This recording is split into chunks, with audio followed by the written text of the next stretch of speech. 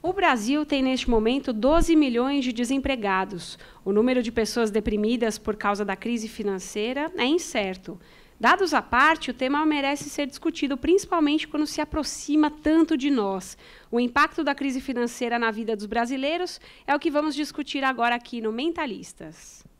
Mentalistas que sai da Rádio Estadão, vai às universidades nesse nosso projeto. Hoje, a primeira universidade que nos recebe é a FAAP. Agradeço muito a participação dos nossos convidados aqui da bancada do Mentalistas, começando com o professor Luiz Alberto Machado, que é vice-diretor da Faculdade de Economia da FAAP. Tudo bem, professor? Tudo bem, Camila. É um prazer falar aí com o programa Mentalistas, que eu tenho o prazer de acompanhar regularmente na Rádio Estadão.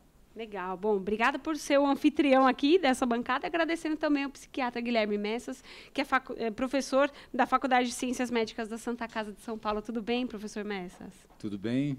Muito obrigado, Camila. Professor Machado, é um prazer estarmos juntos. E bom dia aos ouvintes da Rádio Estadão. Bom, começando com o cenário numeroso, né, desses números econômicos no Brasil, eu citei aqui no início, né, 12 milhões de desempregados, o último dado da PNAD, né, e a gente tem números oficiais aí, já esperávamos que íamos chegar nesse número, né, professor Machado? Lamentavelmente, sim, né? Eu costumo, fazendo aí uma analogia, é uma crônica de um desastre anunciado, né? Nós estávamos caminhando para uma situação desastrosa e parecia que a situação estava absolutamente normal. A narrativa do governo afastado é que o Brasil estava sofrendo os efeitos do mau desempenho da economia mundial e, na verdade, é uma narrativa falaciosa. A China, tudo bem, diminuiu o crescimento, mas um crescimento de 6,5, 6,6, 6,7, com um PIB daquele que quisera eu que o Brasil tivesse aquele problema. Os Estados Unidos saiu o resultado agora, vai crescer um pouco mais do que o previsto. Mesmo a Europa parece que o pior já passou. A Índia crescendo assustadoramente. Vários países da América do Sul crescendo bastante. Quer dizer, o ponto fora da curva é o Brasil, que teve um crescimento negativo de 3,8 ano passado e vai ter 3 ponto alguma coisa este ano. Portanto, era esperado. Eu acredito que, pelo menos, há agora uma luz no fim do túnel. Por enquanto, é só desejo, tá? Os índices de confiança já apontam uma recuperação, mas é confiança na mudança, porque, de concreto, os números não levariam a essa mudança. Então, nós estamos talvez nesse ponto de inflexão, procurando sair do fundo do poço, mas isso não vai ser do dia para a noite. Quando a gente pensa em 12 milhões de pessoas, eu acho que daria para encher vários estádios de futebol, né, professor Guilherme Messas? E pensando nesse montante, né, quais são as patologias que podem surgir, né, com um cenário como esse? Você tem mais desempregados, pessoas não conseguindo comprar nem o que comer ou pagar as suas contas, a faculdade do filho, a escola, né, dos seus filhos, ou o aluguel da casa, que mexe com a estrutura familiar, né, você não ter onde morar. Quais são as principais patologias de início, né, que podem surgir num cenário como esse? Então, a experiência brasileira, do ponto de vista de saúde mental, do ponto de vista psicológico, reproduz o que os europeus e os americanos tiveram em 2009, 2010, como consequência da grande crise de 2008. Os dados são invariáveis. Há um acréscimo gigantesco de quadros depressivos. Sexo masculino, em alguns países, chega a triplicar a quantidade de depressão. Há um acréscimo gigantesco de quadros de ansiedade. Há um acréscimo de uso de drogas, há um acréscimo de patologias somáticas, corporais, e o que é mais preocupante, há um acréscimo de suicídios, que é o que eu vou querer salientar mais aqui. A experiência brasileira, ela ainda está acontecendo, de modo que a gente não tem esses dados consolidados, mas há um acréscimo enorme da violência no Brasil nos últimos 2 anos, em alguns lugares, é um pico gigantesco, e que não é muito difícil vincular ao que aconteceu. Nós vamos desenvolver mais a ideia, mas não podemos esquecer que, do ponto de vista psicológico, em 2014 tínhamos 4 e pouco por cento de desemprego, quase que era pleno emprego. A experiência era de segurança. Portanto, passamos, em 2 anos, de uma experiência de segurança para uma experiência absoluta insegurança. E é isso que vale do ponto de vista psicológico. Quando a gente fala de experiência de segurança, a sensação do medo do desemprego já pode desencadear, não o desemprego propriamente dito, mas outras experiências de insegurança financeira podem ocasionar esses quadros depressivos, ansiógenos e tudo mais. Sim, o fator que leva ao desenvolvimento desses quadros, o fator mais importante, em geral, é perda de emprego. Em palavras mais psicológicas, é a incapacidade de manter desenvolvida a identidade profissional. Quanto mais tempo se passa sem identidade profissional, mais a chance da depressão e mais a chance, o que é mais interessante, nos países europeus, mais a chance de suicídio em quem não tinha história psiquiátrica. Eu vou salientar isso depois também, mas é um alerta que desde já fica no ar. É interessante que a gente pode fazer uma análise cronológica da economia, professor Machado. A minha memória afetiva é de uma criança dos anos 80, vivi nos anos 80 como criança, e me lembro muito da crise financeira daquele período, né? A gente tinha uma inflação altíssima, teve o plano Collor depois, e o dinheiro da poupança foi confiscado ali pelo governo que ali se encontrava. E aí eu me lembro da minha mãe indo ao supermercado, fazendo aquelas compras gigantescas no mercado, porque no dia seguinte ia ter um reajuste do feijão, do arroz, da carne. Minha mãe chegou a comprar um freezer para estocar carne em casa. Era uma outra realidade. Mas a gente pode se preocupar tanto com a crise financeira atual, a ponto daquela época dos anos 80, início dos anos 90? Qual que é a análise cronológica que a gente pode fazer dessa crise financeira? São realidades diferentes. É bom que tem aqui muita gente que não viveu esse período, e é até difícil explicar para esse pessoal o que era viver num país cuja inflação anual chegou a atingir 2.560%. 2.560%? 2.560% hoje foi a inflação. Hoje a gente está em quanto? Nós tivemos 10,8% ano passado, o mundo quase caiu, falaram que a coisa estava fora de controle. Claro que 10,8% é uma inflação alta para os padrões internacionais. Mas para quem viveu há menos de 30 anos atrás, com 2.567% ao ano, falou, vamos devagar. Tá? A inflação, claro que é um problema, ela está recuando, estaria recuando mesmo sem mudança de governo, porque a jogada que foi feita com objetivos eleitoreiros gerou o pior efeito ano passado, então esse ano ela tendia já a recuar. Então a inflação não é o lado mais complicado da equação econômica agora, é o problema da falta de crescimento. E sem você retomar o crescimento, você não consegue gerar emprego, gerar renda, que é a grande preocupação atual. Pegando um gancho no que o Dr. Guilherme falou, você tem como é que esse quadro psicológico passa para a economia? Como? Existem 3 razões, aqui vai um pouco de economês.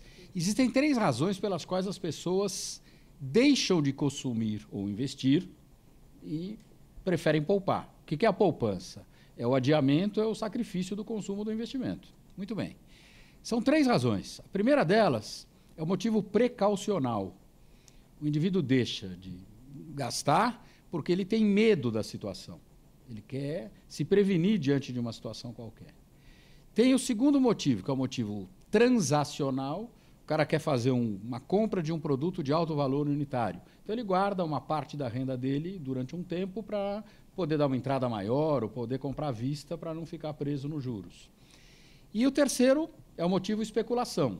Uma parte da população que tem essa condição guarda para aproveitar uma determinada oportunidade que, às vezes, surge sem ninguém esperar. O que aumenta vigorosamente nessa época? O motivo precaucional. O cara que está empregado tem medo de perder o emprego. O cara que já está desempregado, então, não tem nem o que falar. É um momento extremamente complicado e o comportamento do agente econômico muda.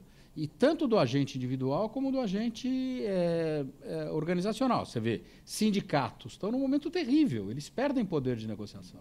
Mais importante do que negociar salário atualmente é manter o emprego de quem está empregado. Então, isso é um momento complicado para o trabalhador.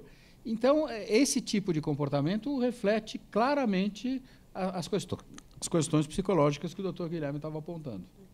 Quer fazer alguma consideração sobre isso? Quer dizer, esse motivo precacional, como diz o economês, né? Ele pode ser desencadeador de outros comportamentos desse indivíduo, quer dizer, ele consegue pensar mais antes de efetuar uma compra, de fazer um parcelamento.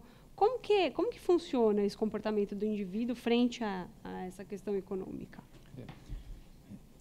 A gente pode dizer que uma crise, a palavra crise que se usa para a economia, se usa também para a nossa área, para a psiquiatria, para a psicologia. E, olhando de perto, uma crise é uma mudança súbita nos padrões de expectativa em relação ao futuro. Ou seja, você tinha um sonho, vamos tirar a economia um pouco de lado, você gostava muito do seu trabalho, em certo momento da sua idade, em certo momento da sua vida, aquilo perde sentido, ou seja, aquilo que era suas expectativas de futuro desaparecem, não tem mais valor. Você não gosta mais do seu trabalho, aquilo fica chato, você entra numa crise porque não sabe para onde caminhar. Essa perda de significado futuro, essa perda de esperança no futuro, essa perda de olhar no futuro, em crises econômicas, piora exponencialmente, porque ganha um efeito de contaminação, um efeito manada. Assim, não sou eu só apenas da minha casa que não tenho esperança ou tenho medo, que não vejo mais o futuro. São todos os que me cercam. E esse efeito de contaminação psicológica é o efeito mais difícil de se conter. O ser humano é um ser gregário. Eu vivo aquilo que o outro vive. É só irmos a um show de música, a gente vai ficando com um espírito parecido com aquilo que está sendo tocado no ar. Esse efeito de contaminação de crise, de retirada súbita de futuro, é o ponto mais assustador das crises econômicas e o responsável central por tudo aquilo que aparece nos dados, como depressão, suicídio, ansiedade. Bom, a gente vai fazer um rápido intervalo aqui no Mentalistas. Estamos fazendo o programa direto do Centro de Convenções da FAAP em São Paulo, recebendo o vice-diretor da Faculdade de Economia da FAAP, Luiz Alberto Machado, e Guilherme Messas, psiquiatra e professor da Faculdade de Ciências Médicas da Santa Casa de Misericórdia de São Paulo. A gente volta já.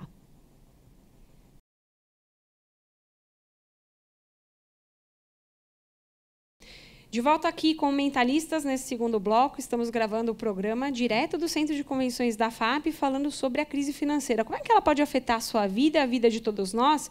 Eu recebo aqui no Centro de Convenções o professor Luiz Alberto Machado, vice-diretor da Faculdade de Economia da FAAP, e o psiquiatra Guilherme Messas, que é professor da Faculdade de Ciências Médicas da Santa Casa de Misericórdia. Antes de eu passar para algumas perguntas aqui da plateia, uma coisa interessante que eu acho que a gente pode pegar da fala do professor Guilherme. No bloco anterior, a gente estava falando como que isso pode, a crise financeira pode, como se fosse contaminar os integrantes daquela família, né?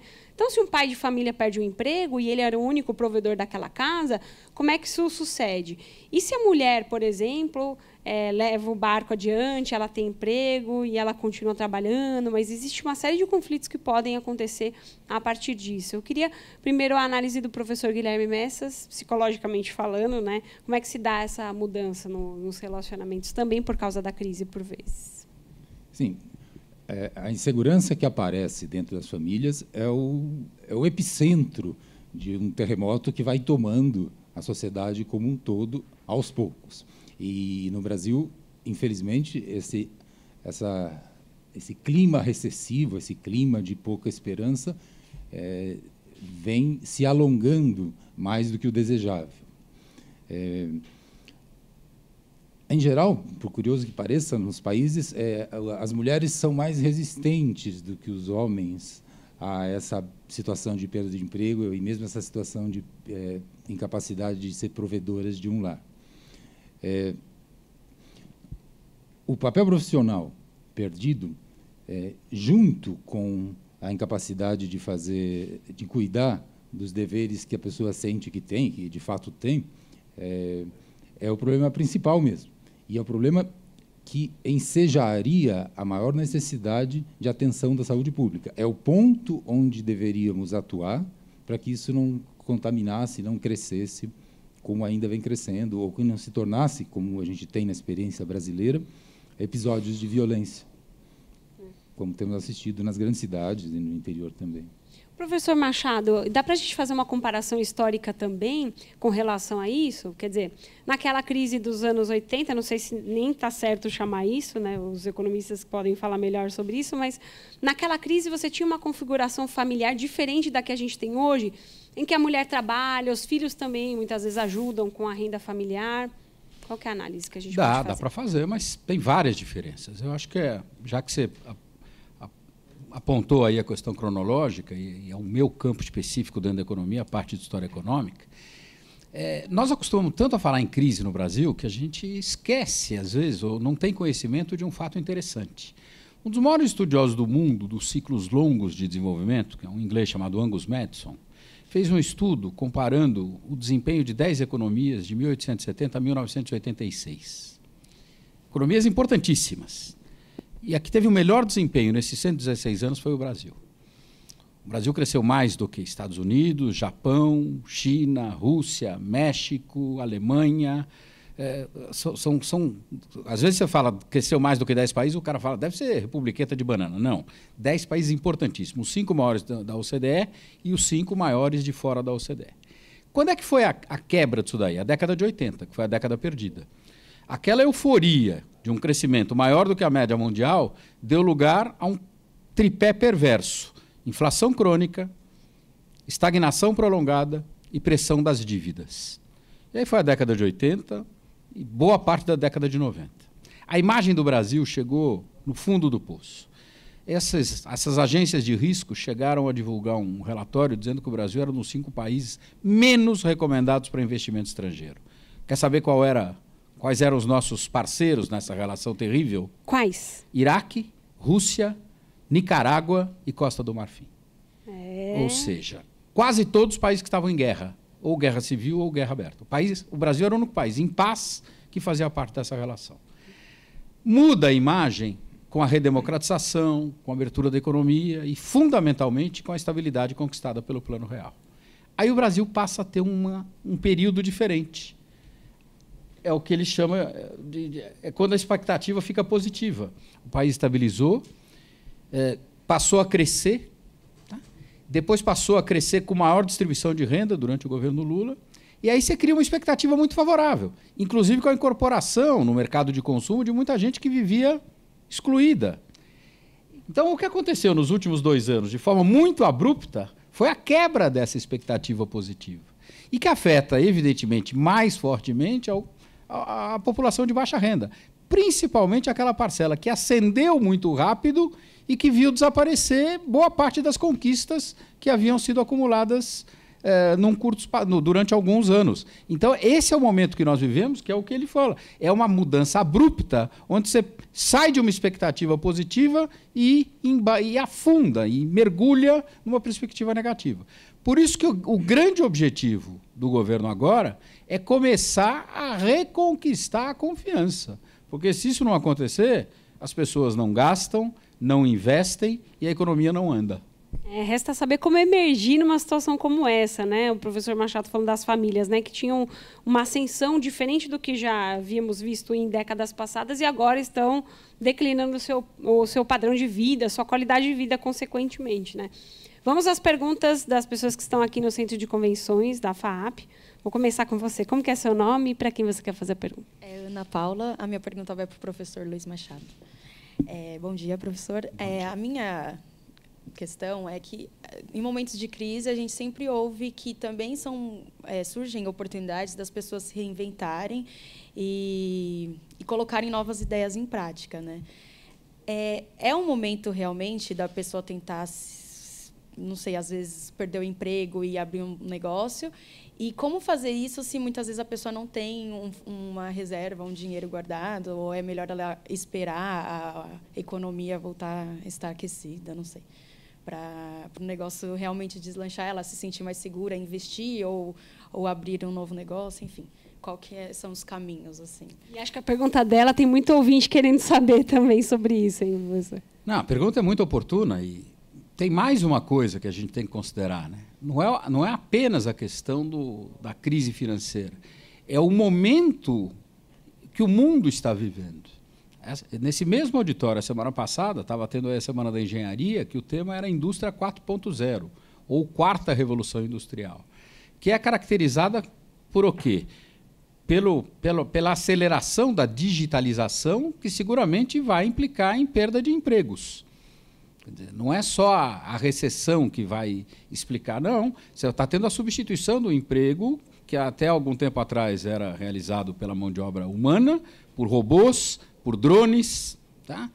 Por uma série de características que compõem essas novas tendências, a internet das coisas, a impressão em 3D e assim por diante. Num primeiro momento, isso apavora. Isso aconteceu nas outras revoluções industriais anteriores.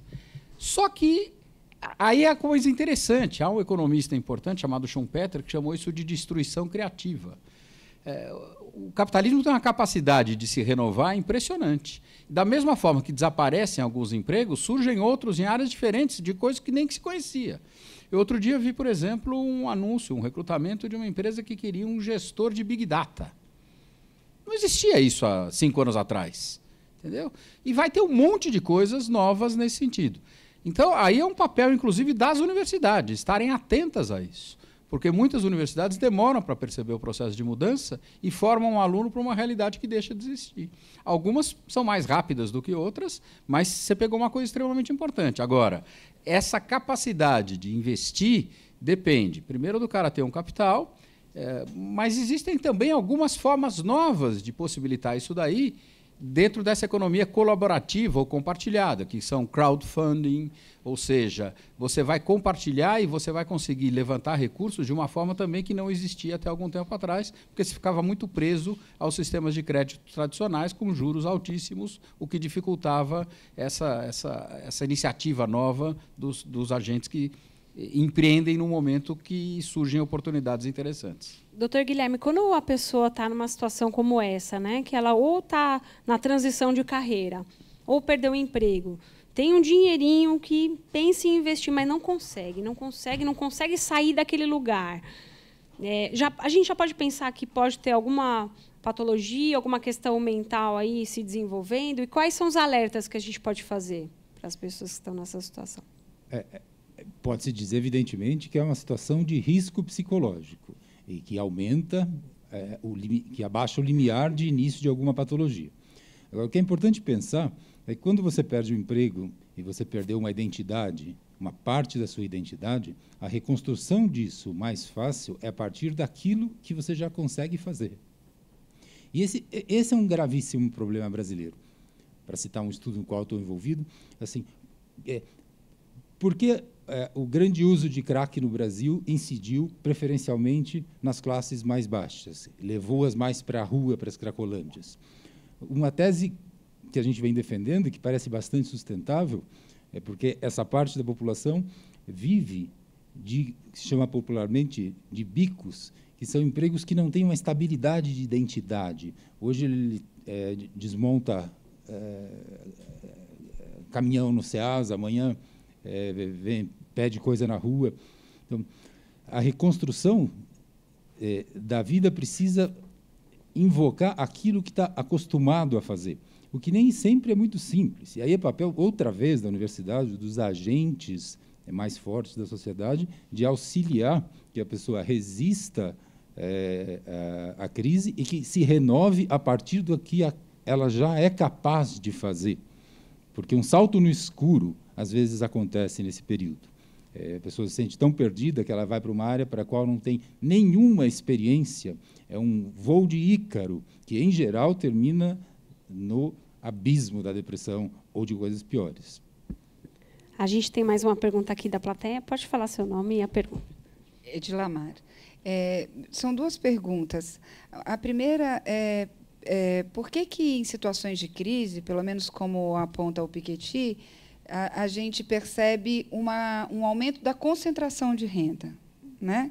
E a outra pergunta, eu gostaria de saber de vocês, como é que, por exemplo, no atual momento, né, na conjuntura de crise no Brasil e mesmo nos Estados Unidos, por que parece haver uma resposta social de optar para políticas mais conservadoras, não diria nem do ponto de vista econômico, mas do ponto de vista comportamental também, né? A gente está saindo de algumas eleições e, segundo os jornais afirmam, por exemplo, a gente teve desde a última, o Congresso mais conservador da história, a gente tem o Trump como uma ameaça nos Estados Unidos. Quer dizer, há uma relação entre crise econômica e um aumento do conservadorismo local, nacional, internacional.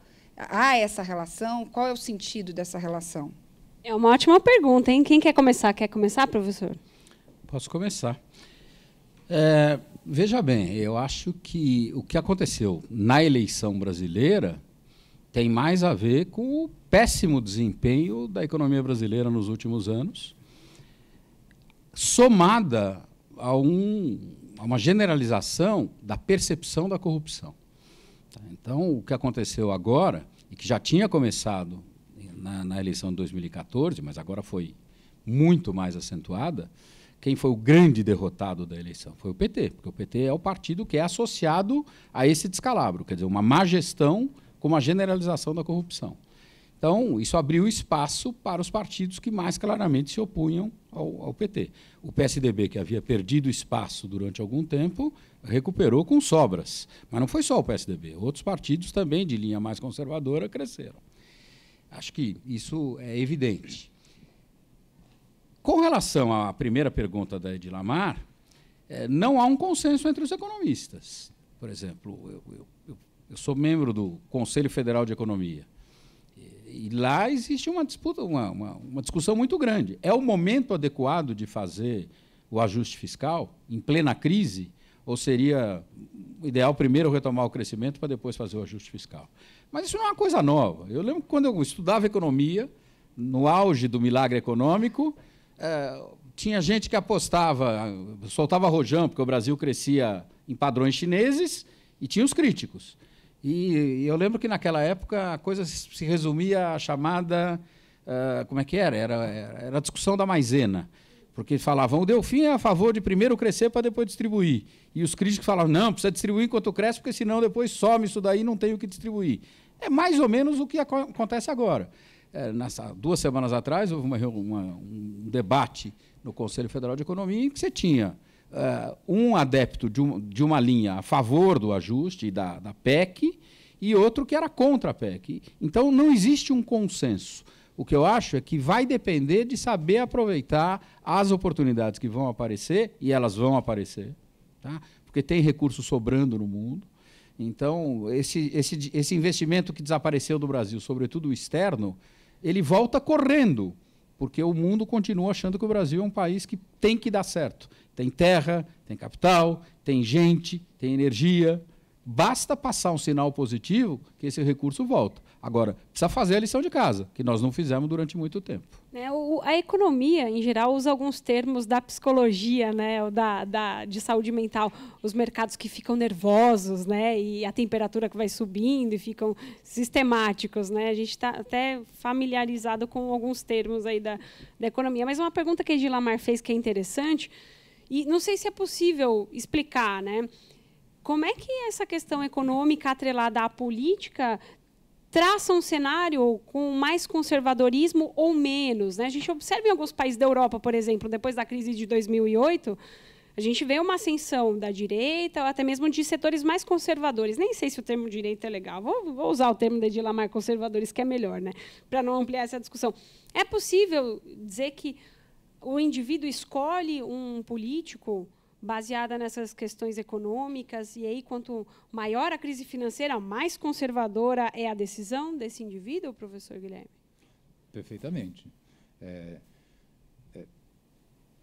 Para a mente, a dor conhecida é melhor do que o pavor do desconhecido. Principalmente num momento como esse, em que você perde, em que é frustrado a expectativa de uma geração, de uma certa maneira, que investiu num progressismo brasileiro e se decepcionou bastante. As alternativas que restam são alternativas que buscam segurança. A República de Weimar, na Alemanha, terminou, alguns anos depois, na segurança, entre aspas, que o nazismo trouxe. Unidade e segurança. É nativo da mente que, frente a uma dissolução, você procure a segurança. E também é nativo da mente que nem sempre você tenha lucidez no burburinho da situação para escolher com racionalidade o que essa segurança significa. Olhar para o futuro é muito difícil. Lamentavelmente, apanágio de poucas pessoas. Eu gostaria que fosse demais. Aliás, essas metáforas que a economia usa servem, que empresta da psicologia, e a psicologia nisso se aproxima muito da economia, são muito boas. O Brasil é um país bipolar, historicamente. Eu que vivi a crise do petróleo lá para trás, em 74, 75, a gente vive de euforias em que sente que o futuro está feito e pronto, que passam depois e viram depressões, onde sente que o buraco não tem saída. Assim, tudo tem saída. Eu acho que é natural que haja um momento conservador, o conservador da segurança, e eu acho que as forças mais lúcidas do país devem ficar atentas para que essa segurança não seja forte demais e haja recaídas que são contrárias ao interesse do país, contrárias, inclusive, às possibilidades de desenvolvimento econômico. Mas é natural da mente. É normal que ela procure a dor. É normal, por exemplo, que em dor psicológica muito grande, algumas pessoas se cortem, porque elas preferem a localização da dor no corpo do que o sentimento difuso de ansiedade ou de insegurança. Puxa, e não é raro pessoas se cortando efetivamente por causa disso, não é, doutor Guilherme? A psiquiatria tem registros disso, pessoas que acabam se ferindo corporalmente para tentar dar vazão a uma dor mais profunda, não é? Sim, não tenho a mínima dúvida. Tem um transtorno borderline de personalidade, por exemplo, cuja saída melhor para a pessoa é essa. Ela prefere a dor corporal, ela troca uma pela outra.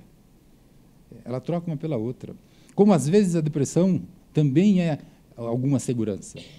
A segurança de ficar afundado no buraco é menos apavorante do que o risco de olhar para um futuro que é incerto.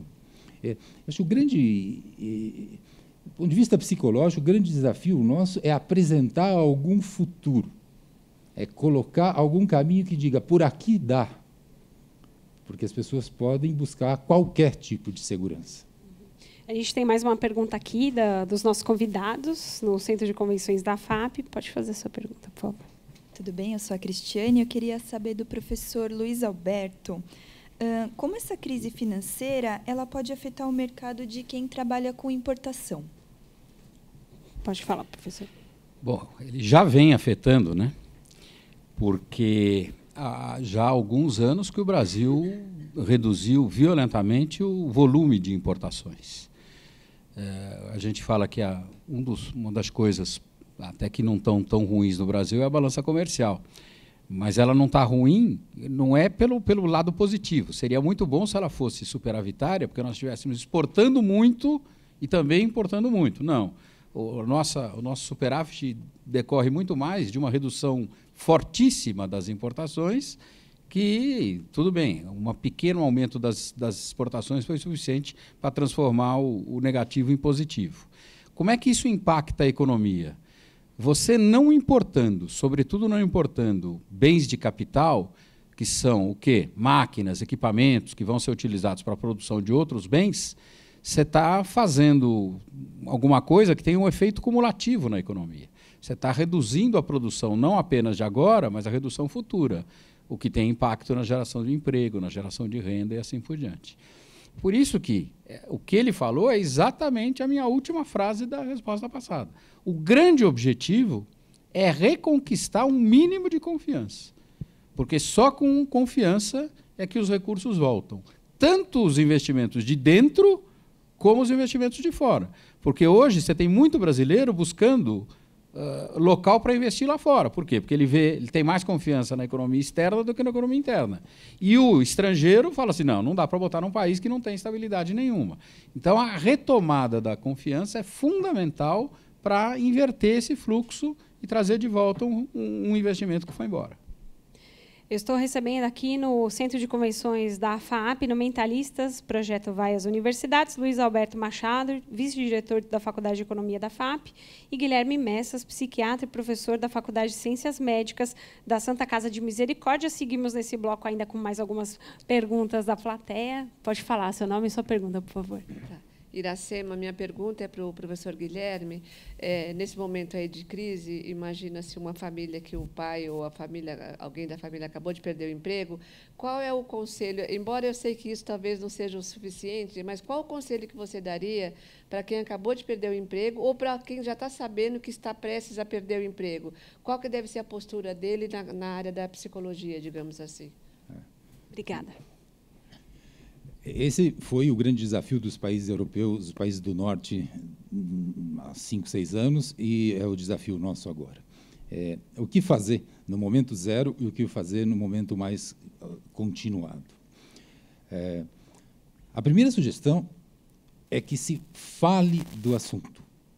A primeira sugestão é que se fique próximo à pessoa. O grande inimigo no momento zero é o retiro, é a solidão, é a perda de contato. Mesmo que seja compartilhar apenas a experiência de dor, de perda de emprego, ou desespero, desânimo de não saber o que fazer, a ideia é que se fique perto, que se pergunte para a pessoa como ela está se sentindo, se auxilie a pessoa. Os países que tiveram, no pós-2008, uma taxa menor de suicídio foram os países que conseguiram acessar melhor a população. Embora a taxa de acesso à população tenha sido muito baixa, ou seja, em todos os países não passava de 2 ou 3%, onde a saúde mental chegou a apoiar a população. Mas faz uma enorme diferença a atenção a ideias suicidas, por exemplo, a ideias depressivas muito graves. A pessoa não deve ser deixada, não deve ser criticada. O que se deve oferecer é auxílio ou compartilhar, ou ficar junto, falar abertamente do que está acontecendo. Até que apareça, no momento adiante, alguma luz. Porque aparece a luz. A mente se habitua, uma hora ela vê alguma luz. Mas no momento zero pode ser muito perigoso. Temos mais uma perguntinha aqui. Pode falar seu nome e a pergunta, por favor. Meu nome é Maria Antônia. Eu estava vindo para cá agora com 99, um táxi. E aí, conversando com ele, é o exemplo acabado de tudo que a mesa se propõe a conversar. Então, partindo do final da sua fala, o momento zero do taxista ele já tinha vivido, ele já tinha sido demitido depois de muitos anos numa empresa. Então, tem uma tremenda frustração, porque ele não esperava, ele achava que ele era um cara especial, a empresa era pequena, puxa, mas não deu, ele foi demitido. E aí ele arrumou, nessa maneira nova de estabelecer relações de trabalho, que são precárias, e a palavra é boa, porque é bem precário mesmo, porque, na verdade, é segurança zero, né? Vínculo zero, enfim, com os aplicativos, né? Esse mundo dos aplicativos. E aí, bom, já saiu do momento zero, e ele está nessa situação de, bom, eu estou esperando a luz, e, enquanto isso, eu estou aqui, numa situação muito, muito, muito ruim. Tem um dado de infelicidade, de frustração, de fracasso muito colocado na fala dele. Então, a pergunta, queria que você continuasse a explicar como é que se dá como é que é possível ficar um tempo que, daí do ponto de vista do professor Luiz, da economia, ter de novo confiança e a gente poder novo ter um padrão mínimo de uma relação justa com o trabalho, né? Quer dizer, aquilo que não seja aviltante para mim, trabalhador, né? Que eu possa estar minimamente inteiro, porque esse tanto da população me parece que não está inteira, está lá, estou aí. Então, eu queria que você explicasse, do ponto de vista da psiquiatria, que momento psíquico é esse, que o cara está lá, está sendo Uber, está sendo 99, enfim, está nessa coisa, por enquanto, nesse entremeio, nesse entretempo. Como é que se dá? Como é que se sustenta? Como é que esses milhões de trabalhadores vão dar conta dessa espera do que, para o senhor pode ser muito claro, porque tem dados e números, mas para o cidadão comum é uma espera alucinante, porque olha e fala, mas o que vem por aí? Então, eu queria que você me contasse um pouco desse momento onde eu estou fazendo, esses trabalhadores estão procurando, estão, eventualmente, se segurando nessa precariedade de relações de trabalho. Como é que é o mundo psíquico desses indivíduos, né? Obrigada. Essa é uma boa pergunta. É uma pergunta muito dolorosa. Perda de emprego é mutilação psicológica. Vai incidir sobre a pessoa, vai lesá-la de acordo com o quanto a identidade dela depende do papel profissional. Quem faz hobby de trabalho não vai sofrer muito. Quem tem a vida toda montada no trabalho e tem filhos para sustentar, vai sofrer muito mais. A gente sabe que a mente é algo que cresce na paz. A esperança não é algo que... A gente vai atrás dela, mas ela vem até nós num estado de paz. O grande problema dos estados precários de trabalho é sempre a expectativa de que você não sabe como vai ser o próximo dia. Há os que leem, e também na nossa área, assim como na economia e tantas outras, os conflitos são muito grandes e as interpretações são diversas. Há os que leem esse estado de trabalho mais precário como um estímulo, como o fato de que a pessoa necessariamente tem que se recriar, tem que caminhar para adiante, e que, portanto, isso teria como efeito um crescimento da mente assim que se estabilizasse para frente. Assim que você aprende a trabalhar com 99 ou com Uber, você pode se recriar e crescer dentro desse lugar. E há os que dizem que não, que justamente é um grande risco, porque o estado de segurança, que foi um pouco proporcionado pelo welfare state do pós-guerra, o desaparecimento dele vai aumentar o número de patologias. A curva de depressão no pós-guerra, ela é quase que exponencial. Assim, ela cresce e vai crescendo mais e mais e mais.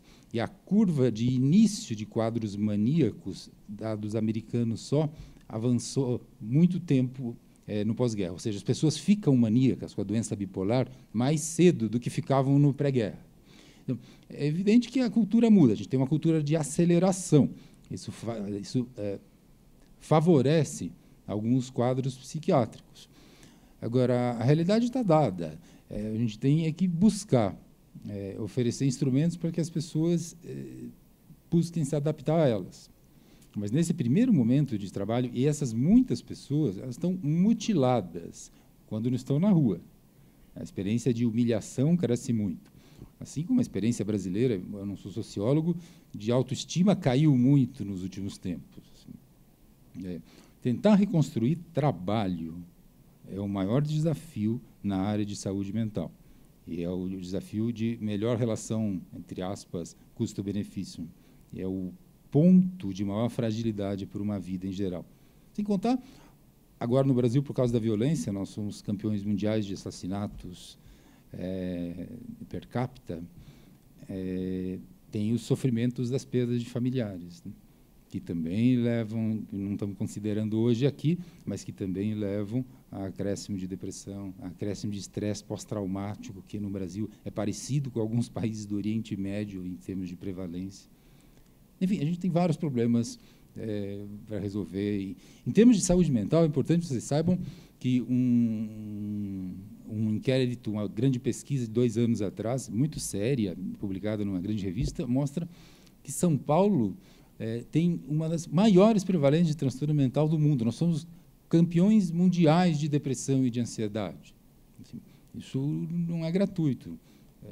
Isso amplia o mercado dos psiquiatras, mas é muito doloroso para a população. Professor Machado, quer fazer alguma consideração sobre isso? Tem muita gente na informalidade, né?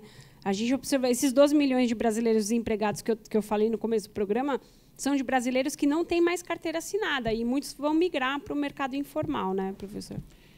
Como eu falei há algum tempo atrás, isso coincide com uma mudança que está ocorrendo no mundo e que tem, inclusive, repercussão no plano da teoria, com novas áreas de pesquisa, por exemplo, na ciência econômica.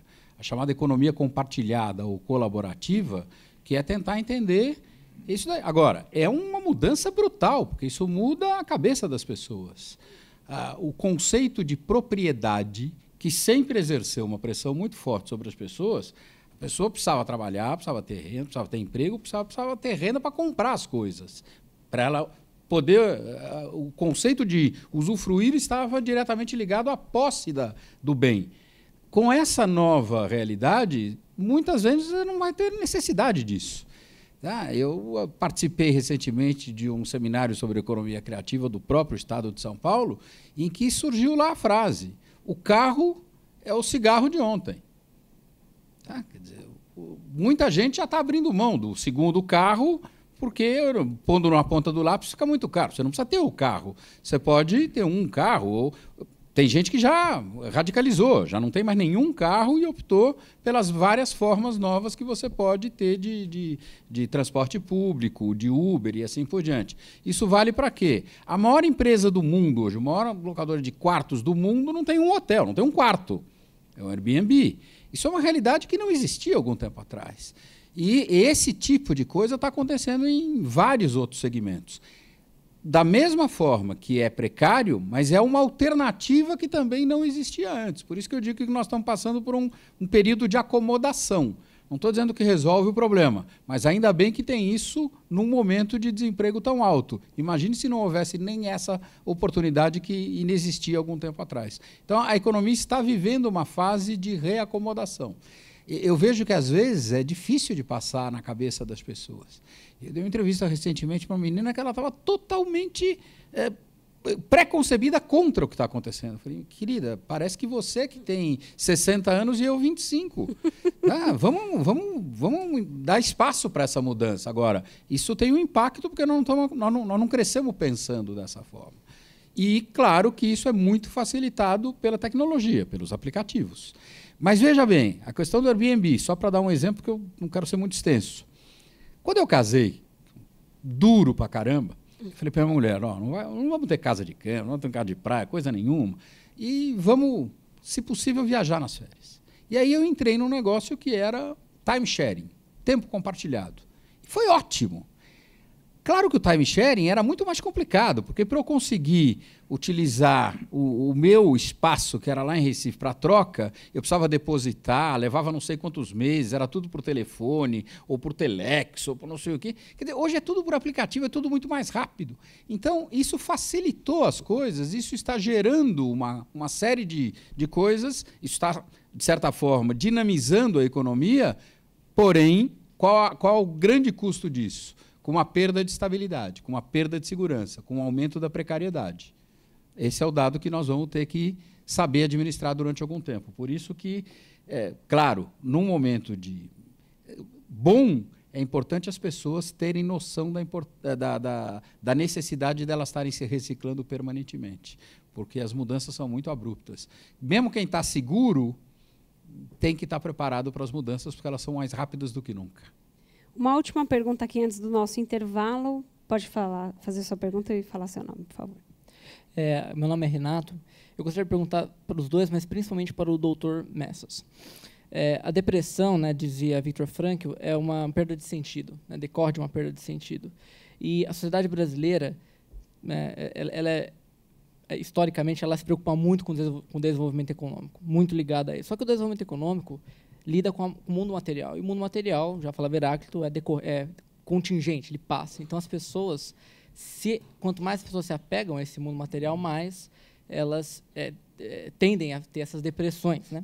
Então, eu pergunto para os dois, será que para a economia e para a autoestima da população brasileira, não é melhor a gente se preocupar menos com a economia? Boa pergunta. Como que é seu nome mesmo? Renato. Boa pergunta do Renato. E aí? Pergunta de $1 milhão. Vamos viver num mundo menos material e menos preocupados com essa questão econômica? Eu acho que, de certa forma, o desapegar é importante. Você está colocando uma questão que eu acho que faz parte desse contexto de mudança.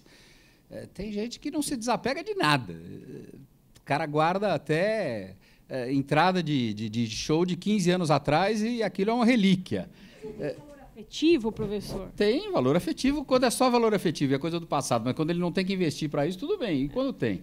Então, desapegar não é uma coisa assim tão simples, por isso que eu falo que passa por uma mudança de mentalidade. Para algumas pessoas isso está sendo mais simples, para outras mais complicado. Você mesmo está convivendo aí com uma série de colegas que estão indo numa direção, outros noutra. É um processo de mudança.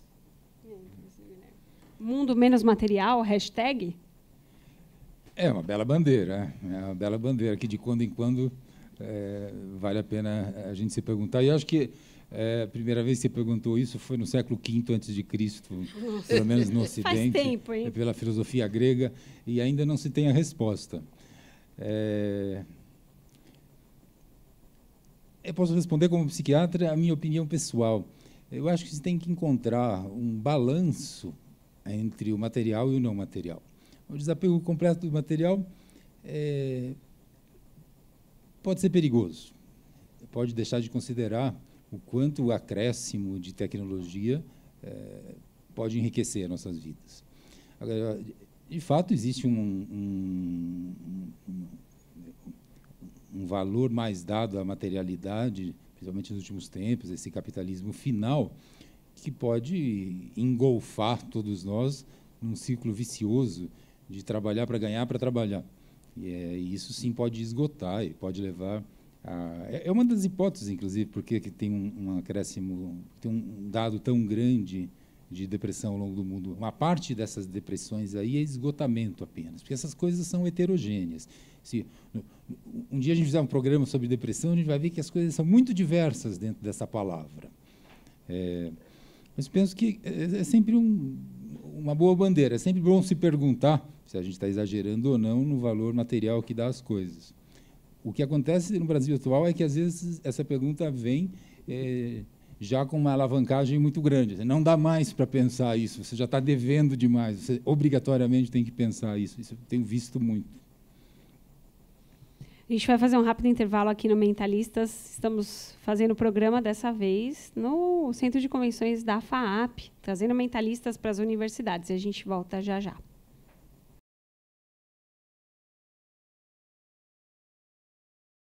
De volta com Mentalistas aqui no Centro de Convenções da FAAP, né, trazendo 2 convidados para falar sobre a crise financeira e os seus impactos na vida dos brasileiros. Estou conversando com o Luiz Alberto Machado, que é vice-diretor da Faculdade de Economia da FAAP, e o psiquiatra Guilherme Messas, que é professor da Faculdade de Ciências Médicas da Santa Casa de Misericórdia. A gente falou no comecinho do programa sobre algumas patologias que são decorrentes de uma crise financeira e mais na vida dos indivíduos, né? A depressão é uma delas.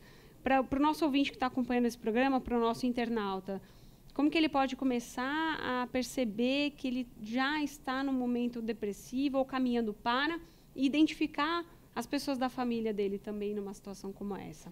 Tem alguns sinais e sintomas importantes aí para a gente destacar? Tem uns sinais e sintomas que são típicos, mas antes disso gostaria de dizer que existe uma fala de bastidores na psiquiatria, que quem percebe primeiro a depressão é quem está do lado. A experiência de transformação do próprio humor pode ser não percebida com clareza para quem vive isso. Então, é muito importante, no caso de alguém que perdeu o emprego ou que sente que está na corda bamba para perdê-lo, que ele ou ela alertem quem está próximo. E a palavra aqui parece um pouco pueril, mas que ele fique vigiado por quem está próximo, porque quem está próximo é a primeira pessoa que vai auxiliá-lo. E na necessidade de que precise se recorrer à comunidade eu quero dizer os psiquiatras, os psicólogos, as igrejas, os grupos de ajuda, os clubes, o grupo de WhatsApp, que eu tenho visto muito, de pessoas desempregadas que saíram de uma certa empresa, um grupo de WhatsApp, que é um pouco para se segurar nisso. Eu gostaria de salientar com letras garrafais que essa experiência de coletivizar é fundamental. Ela pode ser o colchão que protege de uma queda maior, que vire uma doença depressiva ou uma doença ansiosa. Agora, quais são os sinais? Essa esperança, essa desesperança, esse sentimento de que não haverá futuro, esse sentimento que vai chegar na falência ou que não vai encontrar outro emprego. E muitas vezes a pessoa não expressa, né? Ela embota esse sentimento, não é? A expressão, a mente é um iceberg. A expressão é a parte menor da coisa. E, às vezes, é a mais tardia. Principalmente agora, numa crise desse tamanho, tão súbita como a brasileira, um monte de gente que vai entrar em depressão que não tem a vocação para isso. É diferente do nível de depressão básico, onde a pessoa já sabe que vai entrar, já tem o médico junto, a família já sabe. Aqui, não. Ela vai sentir coisas que ela pode não sentir como depressão. Não aparece depressão na cabeça. Aparece só o mundo não presta. Aparece ódio, aparece raiva, aparece briga no trânsito, aparece insônia. Outro ponto que eu gostaria de atentar. Insônia é o ponto de transmissão. das depressões. É o juro do cheque especial das depressões e a insônia. Assim, então, começar a aparecer insônia vinculada ao tema de receio, de medo, é alarme vermelho. É o último grau de alarme. Acho que todas essas coisas a pessoa tem que buscar em si, mas pedir que os outros, ou quem estiver perto, veja. Eu quero puxar esse link de depressão. Quando a gente fala que o país está em recessão ou depressão, são mais ou menos os sintomas patológicos que a gente ouviu agora do Dr. Guilherme e professor Machado. E o Brasil está nessa situação? Dá para a gente dizer que o Brasil vive em recessão atualmente? O que o Brasil passou a viver desde o ano passado é uma expressão que nós, os economistas, utilizamos, e que é o pior cenário possível, é o que a gente chama de estagflação. É estagnação econômica, no caso, pior ainda, porque nós tivemos um crescimento negativo, acompanhada de inflação alta. A inflação sozinha já é muito ruim, a estagnação também é muito ruim. Quando as duas vêm juntas, é terrível. Nós tivemos isso em 2015, nós vamos ter em 2016, num patamar muito próximo, quer dizer, uma inflação um pouco menor, mas ainda uma estagnação, um crescimento negativo.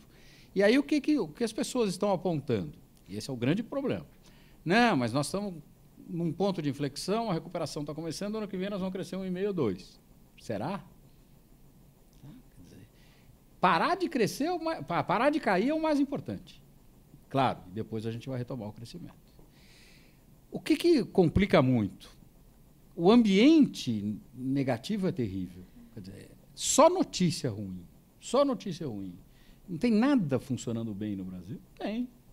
Mas tem pouco espaço para isso. Pouca gente fala disso. Eu cansei de ouvir falar, por exemplo, nos últimos anos, de desindustrialização como um horror. Depende de como você entende a desindustrialização. O que é a desindustrialização? É a perda relativa da participação da indústria no produto nacional.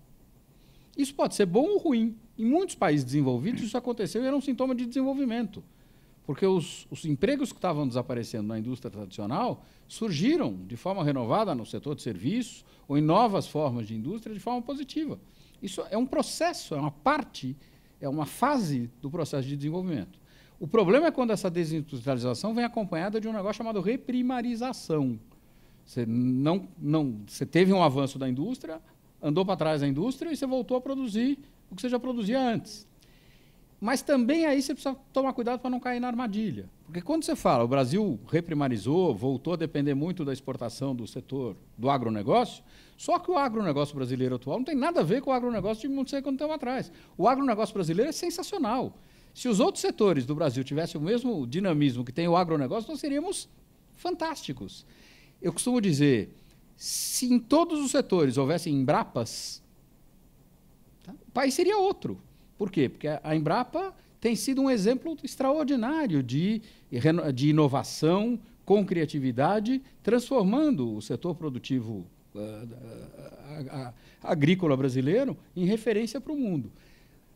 Dá para transpor o exemplo da agricultura para o resto da economia? Esse é um dos desafios que nós temos. Tem um tema que acho que é importante a gente salientar nesse programa, não encerrar sem tocar nesse assunto, a questão do suicídio, né? A gente tem algumas notícias de pessoas que não veem uma luz no fim do túnel e simplesmente buscam a saída da capa da sua própria vida. Até voltando àquela história dos anos 80, eu tenho nessa minha memória afetiva, professor Machado, muita gente que na época do Collor, quando confiscou as poupanças, pessoas perderam negócios, pessoas ficaram desempregadas, empresários não conseguiram pagar os seus funcionários e tiveram que demiti-los, pessoas que deram cabo mesmo da própria vida. Isso foi pouco dito. A gente tem aí um ou outro episódio surgindo, mas qual que é a importância do alerta da gente fazer sobre esse assunto, né? A questão do suicídio envolvendo a crise econômica. O Brasil não é um país com grande vocação suicida. Nós temos 9,3 para 10 mil, para 100 mil habitantes. Não é alguma coisa muito explosiva como o norte da Europa, como alguns países da Ásia.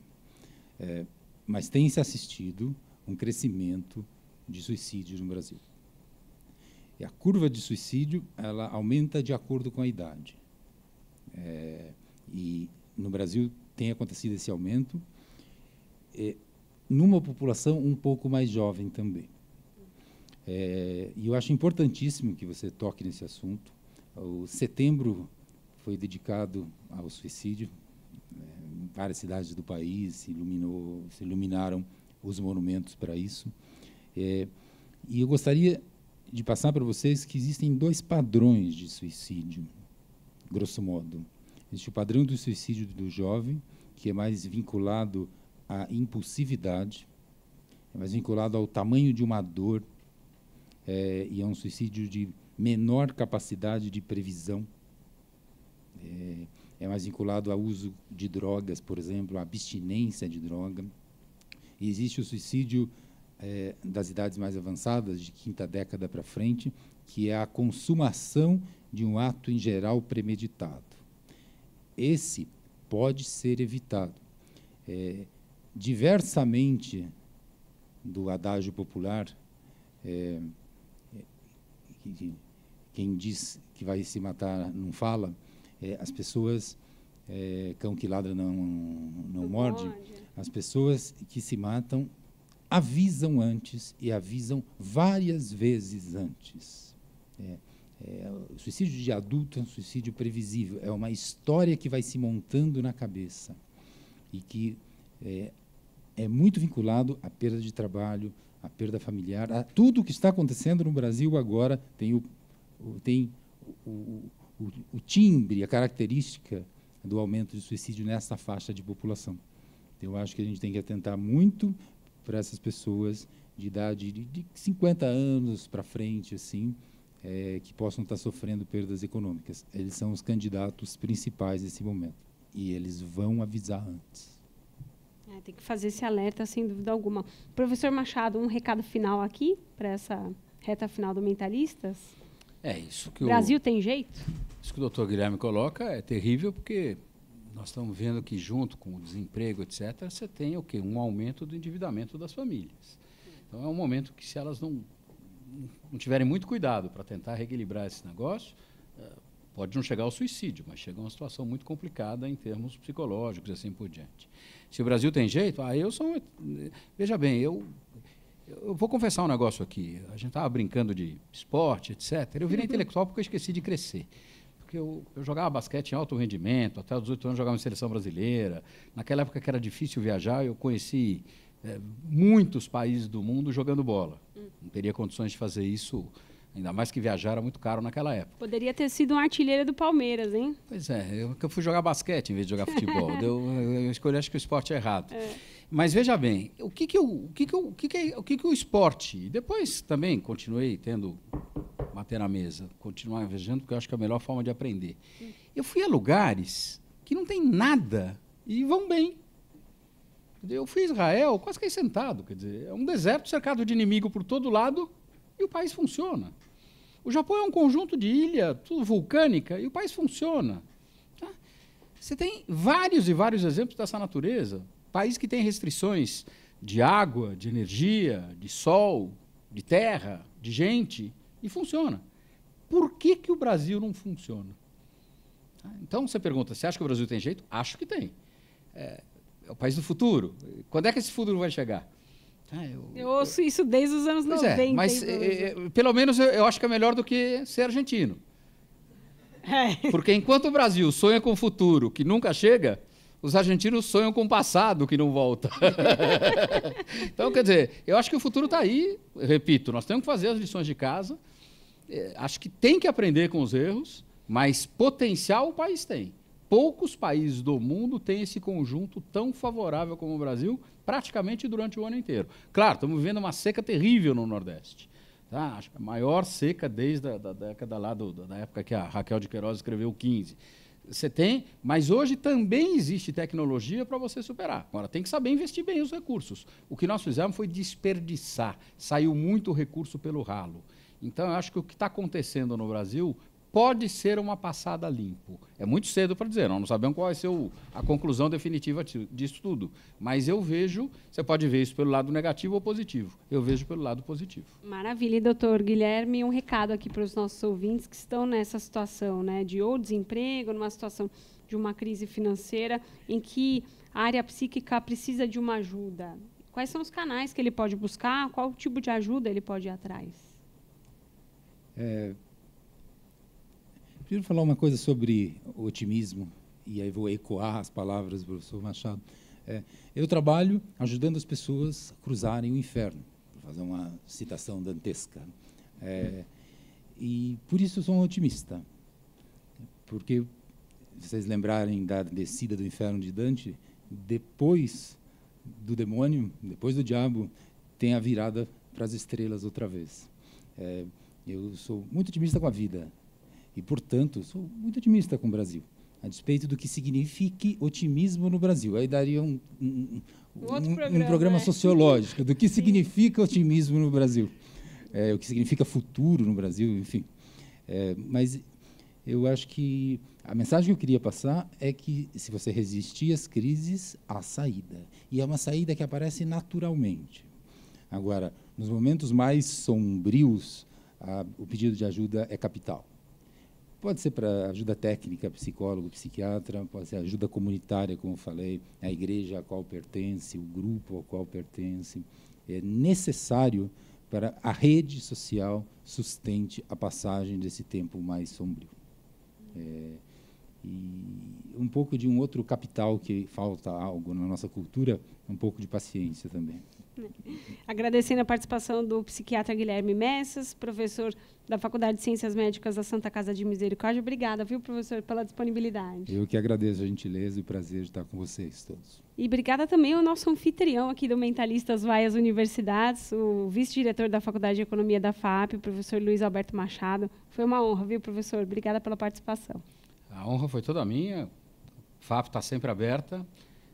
Camila, manda um abraço para toda a equipe lá da Rádio Estadão e foi um prazer falar com os ouvintes da Rádio Estadão. O Mentalista teve a apresentação de Camila Tulins, que é gerente de jornalismo da Rádio Estadão, a Paula Marinho, diretor de jornalismo do Grupo Estado é o João Fábio Caminoto. Uma ótima semana para você e até uma próxima.